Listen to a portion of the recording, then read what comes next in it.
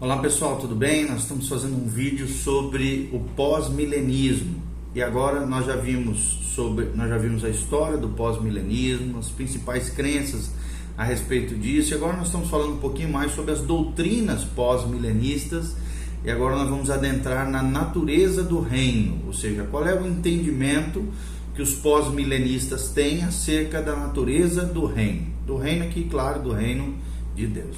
Então, outro aspecto, relevante, distintivo do pós-milenismo é a visão de que o reino de Deus é uma realidade terrena presente e não uma realidade celestial futura, conforme dizem eles. Sempre lembrando aqui que o meu posicionamento como estudioso de escatologia não é o pós-milenismo, só que é importante a gente conhecer as demais perspectivas, os demais posicionamentos teológicos, até para a gente poder dialogar, conversar sobre esses assuntos, e sempre tem uma coisinha ou outra que nós podemos aprender. Então, o outro aspecto relevante e distintivo do pós-milenismo é a visão de que o reino de Deus é uma realidade terrena, presente, e não uma realidade celestial futura, é o que afirmam eles. É aqui e agora, segundo eles, e cresce gradualmente esse reino a partir da terra, Então não é algo que está ausente no momento, que ainda vai acontecer, que ainda será inaugurado por um único acontecimento relevante. Pelo contrário, para eles, os pós-milenistas, está chegando esse reino aos poucos, quase de forma imperceptível, é o que eles acreditam. Então, Jesus discutiu o reino de forma mais ampla nas parábolas, especificamente nas parábolas de Mateus 13. Das 7 parábolas registradas nesse capítulo 13 de Mateus, 4 comparam o reino do céu a processos de crescimento, é o que afirmam eles. Por exemplo, fermento é uma ilustração especificamente apropriada da vinda progressiva do reino, conforme dizem eles. O fermento vai fazendo seu trabalho, átomo por átomo, através da farinha, até permear a massa inteira. Muitos pré-milenistas sustentam que esse fermento tipifica o mal, e não o bem e o poder do evangelho, como acontece em tantos outros trechos da escritura. Já para o pós-milenista, que é esse segmento que nós estamos falando aqui, explicando, no entanto, essa interpretação é forçada e artificial, dizem eles. Assim como o fermento cumpre o seu papel de forma gradual na massa, sem deixar de permear seguramente a totalidade, assim também o evangelho tem sido levado ao mundo com toda a eficácia, conforme afirmam eles. Finalmente, o mundo inteiro sentirá o efeito do poder do evangelho. Por exemplo, as parábolas do joio e da rede, segundo afirmam eles, ensinam que o crescimento do reino de Deus será um crescimento misto.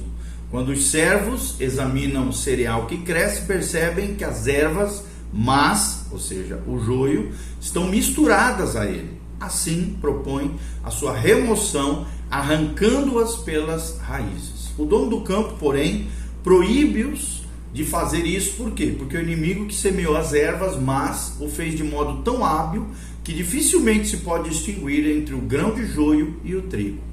A proibição aqui é para evitar que a parte da semeadura boa fosse destruída juntamente com a má. Essa parábola parece indicar que as duas classes de pessoas são praticamente indistinguíveis. O mesmo também é ensinado na parábola da rede. Peixes bons e maus são igualmente presos na rede. Depois da seleção dos peixes, os maus são jogados fora. Os pré-milenistas, que somos nós, que acreditamos no arrebatamento da igreja, no milênio, na tribulação, têm citado essas duas parábolas como evidências de que o mundo não ficará melhor através da pregação do evangelho, mas pior. Em contrapartida, os pós-milenistas insistem que o joio é uma parte pequena em comparação ao quadro total do trigo. No fim do mundo, afirmam eles, podemos esperar ver um campo cheio de trigo, relativamente com poucas ervas más, é o que eles acreditam. O reino não está agora, nunca foi e nunca estará livre de males que nos rodeiam, mas esses males são em escala bem menor. E além disso, mediante a biologia da graça, é o que afirmam eles, o joio pode transformar-se em trigo no campo. Essa é uma transmutação que a natureza não pode realizar, mas com Deus, dizem eles, todas as coisas são possíveis. A parábola do joio Adverte contra tentativas de purificar a igreja ao depurar dela os membros indignos e os suspeitos de heresia. A confiança na graça de Deus, dizendo eles, traz o alívio da responsabilidade de se tornar tais assuntos nas próprias mãos, de se tomar, tais assuntos nas próprias mãos. O crescimento do reino é tanto intensivo quanto extensivo, e cada aspecto dele é afirmado e ilustrado por parábolas diferentes, conforme creem os pós-milenistas. Então a parábola do semeador e a do grão de mostarda ilustram o crescimento intensivo. A semente permanece em seu próprio campo e a árvore de mostarda está ligada às suas próprias raízes. O crescimento de cada uma insiste em desenvolver sua própria vida até a completa fruição. O reino de Deus cresce de modo semelhante. Cada um que entra no reino se desenvolve na graça, cresce até atingir a maturidade, conforme indica Paulo em Efésios 4:13. Cada crente se torna, em certo sentido, mais plenamente membro do reino de Deus, e é até mesmo concebível que o reino possa ser plantado num só lugar ou num grupo limitado de pessoas, embora continue a crescer, permaneça ali mesmo por algum tempo. Ou seja, o crescimento extensivo do reino é visto na parábola do fermento, como em todas as parábolas do crescimento. O campo é o mundo. Assim como o fermento natural se desenvolve de um átomo ou segmento para o próximo, assim também o fermento do evangelho vai trabalhando na sociedade, de indivíduo para indivíduo. E isso foi ilustrado no ministério de Jesus, quando André trouxe seu irmão a Jesus e quando Felipe trouxe Natanael ao grupo de discípulos. O que começou então tem continuado no tempo presente, através da igreja, que foi se perpetuando ao longo dos séculos. O que é verdade no que diz respeito à propagação do evangelho de indivíduo a indivíduo, é verdade também quanto à propagação do evangelho através das instituições e atividades da sociedade. Ambientes físicos, casas, educação, política, assuntos sociais, nacionais, internacionais. Dessa maneira, a massa total da humanidade será impregnada e governada pelos princípios e pelo espírito cristãos. É o que afirmam os pós-milenistas. Por ser lento, esse crescimento talvez exija um longo período de tempo. Não é uma explosão repentina. Assim como o crescimento de uma árvore não pode ser notada num só dia, nem o movimento do indicador das horas de um relógio observado num segundo, assim também o crescimento do reino pode ser praticamente imperceptível, principalmente nas etapas iniciais. Embora o pós-milenismo reconheça que o reino tenha feito um progresso comparativamente pequeno no mundo, acreditam que esse progresso será acelerado, assim como uma bola de neve que cresce lentamente enquanto pequena e aos poucos começa a adquirir maior velocidade conforme o aumento da sua superfície, assim também acontece com o reino de Deus. O crescimento em linguagem matemática é exponencial. À medida em que cada pessoa que entra no reino consegue ganhar outra pessoa, haverá a ocorrência de um grande crescimento exponencial. Alguém poderia olhar então para esse estado presente do reino e perguntar: se essa é proporcionalmente a distância que avançou nesse período de tempo, quanto tempo levará para ser completamente estabelecido? E isso é um engano. No entanto, porque o reino ainda está numa fase comparativamente recente do seu desenvolvimento, o pós-milenista não está com pressa.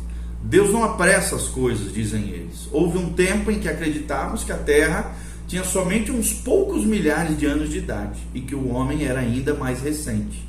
Agora, porém, aprendemos pela geologia, pela antropologia, que esses números devem ser precisamente atualizados, é o que afirmam eles. Assim como Deus levou milhões, talvez bilhões de anos para preparar a Terra, conforme afirmam eles, para ser habitada pelos seres humanos, assim também levará muito tempo para completar o seu plano de redenção. No entanto, como afirmam os pós-milenistas, esse crescimento gradual também é acompanhado por crises, por momentos chaves de crise. Até mesmo na natureza, em que os processos de crescimento normalmente são regulares, há crises e desenvolvimentos cataclísmicos. Uma planta pode desenvolver-se durante anos e então, de repente, irromper com flores. O amadurecimento do grão para a ceifa é um tipo de crise, assim como são as metamorfoses dos insetos. É, portanto, de acordo com as leis naturais do desenvolvimento, que os processos gradativos são marcados por acontecimentos surpreendentes ou cataclísmicos. Isso é evidente na história do relacionamento de Deus, por exemplo, com o seu povo. O chamado de Abraão, o êxodo, o cativeiro, o retorno do exílio, a vinda de Cristo, a morte, a ressurreição de Cristo, o Pentecoste, o primeiro e o segundo concílio geral em Jerusalém, que está descrito em Atos 11 e Atos 15, foram obviamente acontecimentos que marcaram épocas. Assim foram a queda de Jerusalém, a conversão do Império Romano e a Reforma Protestante. Alguns pós-milenistas viam a Primeira Guerra Mundial do mesmo modo, considerando-a como o meio pelo qual o despotismo militar seria desarraigado. E nós sabemos pela história que isso não aconteceu. A grande catástrofe final nessa série será a segunda vinda do Senhor, conforme creem os pós-milenistas. Mas não é, como no caso dos pré-milenistas, um passo tão culminante no processo. O alcance da introdução final e completa do reino, como uma proclamação do reino. Para eles, Cristo voltará após ter sido cumprida a grande comissão e todas as nações terem sido discipuladas e batizadas pelo poder de Deus. Qual é a natureza do milênio? Para os pós-milenistas, os 1000 anos do Apocalipse 20 são de natureza simbólica para eles. Embora seja algo duvidoso, se por exemplo Warfield, um dos grandes eruditos, da palavra de Deus, era pós-milenistas ou amilenistas. Muitos não sabem dizer sobre essa questão. Sua interpretação dos 1000 anos tem sido citada com aprovação, por exemplo, por Botner, um outro erudito estudioso da palavra de Deus, um declarado por si mesmo como pós-milenistas. Para Botner, o significado de milênio, essa palavra milênio, é qualitativo e não quantitativo. Uma interpretação é de que a primeira ressurreição se refere à reanimação do espírito daqueles que foram martirizados na história primitiva da igreja. Outro conceito, afirma ele, é que a primeira ressurreição se refere à ascensão ao céu desses mártires que agora reinam com Cristo naquilo que às vezes é chamado de estado intermediário. A questão é que a doutrina do milênio é baseada não em Apocalipse 20, conforme dizem os pós-milenistas, mas em outros trechos da Escritura. A palavra milênio provavelmente deva ser sempre colocada entre aspas para eles. Haverá um longo período de tempo indefinido quanto à duração, quando o Senhor reinará sobre a terra.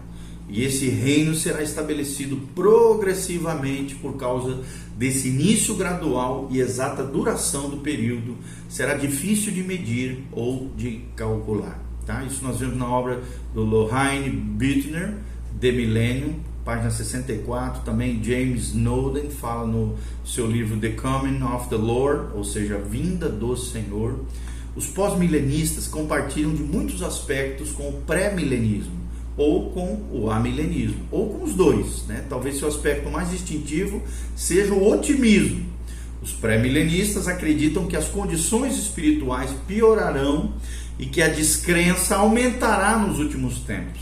É o que nós acreditamos, os pré-milenistas. Já os amilenistas tendem a pensar da mesma forma. Já os pós-milenistas acreditam que através da pregação do Evangelho o mundo será cristianizado e com isso virão a paz e outros fenômenos do reino de Deus. Qual é a avaliação geral que nós podemos dar do pós-milenismo? Tendo visto algo da história do pós-milenismo nos vídeos anteriores e de suas doutrinas principais, agora nós vamos avaliá-lo. Qual é a sua força e quais são as suas fraquezas quando nós falamos do pós-milenismo? Quais são os aspectos positivos? Começando do lado positivo, notamos que o pós-milenismo corretamente deu atenção a um tema genuinamente bíblico, a dimensão presente do reino de Deus. Jesus disse que o reino estava próximo, que estava entre os homens e falava sobre os homens que entravam no reino. Em tudo isso, certamente parecia dizer que esse reino não era uma realidade puramente futura. O rei está ausente em certo sentido, mas em outro sentido está certamente presente. Nós vemos isso claramente em Mateus 28, 19 a 20, sabendo que nosso Senhor e Rei está presente e que seus recursos estão disponíveis a nós agora no nosso estilo de vida, que deveria ser caracterizado por confiança, otimismo e intrepidez na força e no poder do Senhor. Então, o pós-milenismo também tem encorajado corretamente um ativismo da parte dos crentes.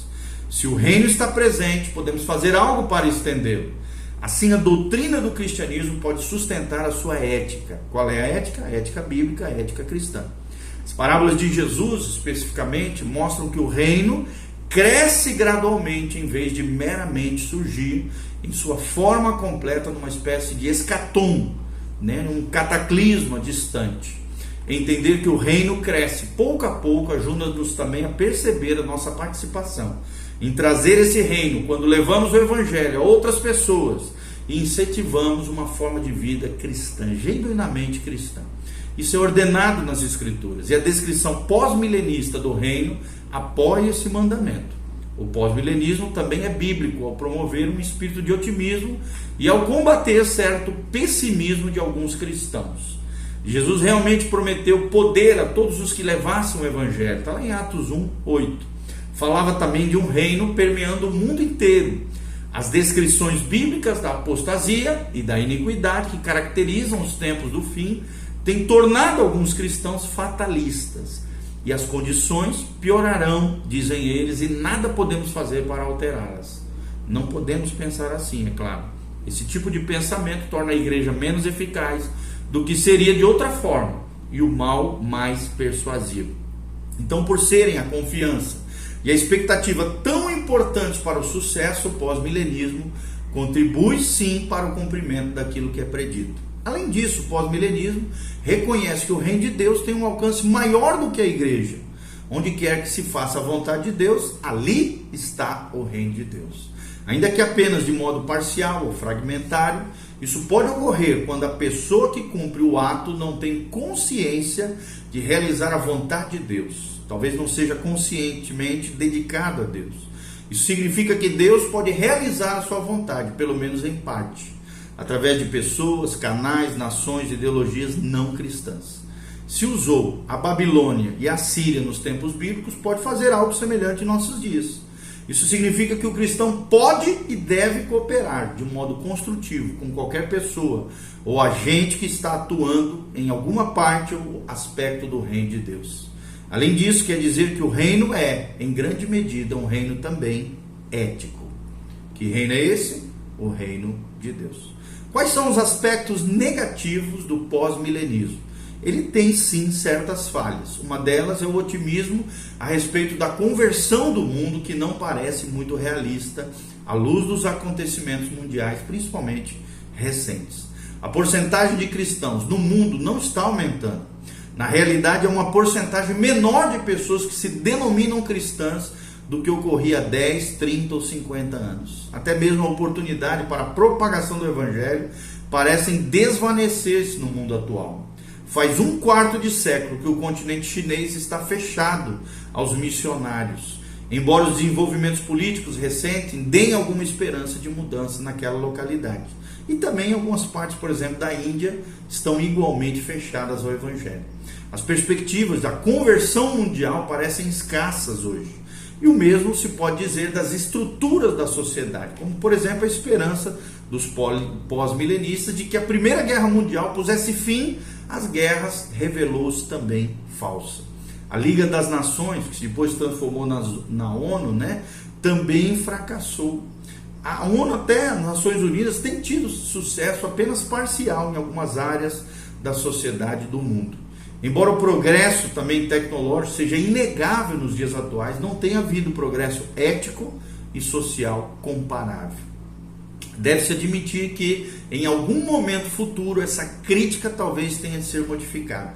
Talvez em algum tempo, além do futuro previsível, as tendências atuais sejam invertidas. Para a esperança pós-milenista concretizar-se, no entanto, seria necessária uma inversão bastante radical das tendências atuais que estamos vivendo. Então, talvez o mais prejudicial para o pós-milenismo seja a aparente negligência das passagens bíblicas, como por exemplo Mateus 24, de 9 a 14, que retratam uma piora das condições espirituais e morais nos tempos do fim. Parece que o pós-milenismo tem baseado a sua doutrina em passagens bíblicas muito cuidadosamente selecionadas. Mesmo nas passagens discutidas pelos pós-milenistas, alguma seletividade parece estar em operação. Por exemplo, na parábola do joio e do trigo, não há indicação alguma de que o joio venha a ser transmutado em trigo bom, como nós já falamos em vídeos anteriores. No fim, tem de ser desarraigado e destruído. Por não se encaixar em sua posição, os pós-milenistas ignoram em grande medida essa dimensão do relato bíblico. Há também alguma artificialidade no tratamento que os pós-milenistas dão às duas ressurreições e ao milênio descrito em Apocalipse 20. Isso será demonstrado, nós vamos estar falando nos próximos vídeos, que nós vamos estar falando sobre o amilenismo. Tá? E nós podemos notar que o pós-milenista deixa de lado o fato de que as descrições das duas ressurreições são muito semelhantes. Finalmente, de tudo isso que nós estamos falando, os pós-milenistas têm tido certa dificuldade de manter um sobrenaturalismo genuíno. À medida que em seu conceito de reino de Deus se tornou mais difuso, considerando esse reino um governo dividido em toda parte, alguns falharam em discernir entre o bem e o mal. Por exemplo, alguns viam o reino sendo cumprido até mesmo através do nazismo, que é uma loucura, uma insanidade. Nós que conhecemos a história, principalmente nós que já lemos acerca da tragédia que foi o nazismo. A antítese bíblica entre o reino bom e santo de Deus, que será completamente presente somente quando Cristo voltar pessoalmente, o reino do mal, com o qual o reino de Deus sempre estará em conflito nessa vida, foi diminuída por eles, ok? Então no vídeo seguinte nós vamos tratar sobre o amilenismo. Continua conosco, faça seus comentários, dê um joinha, compartilhe com outras pessoas essas temáticas escatológicas. Deus te abençoe, louvado seja o nome do Senhor, amém.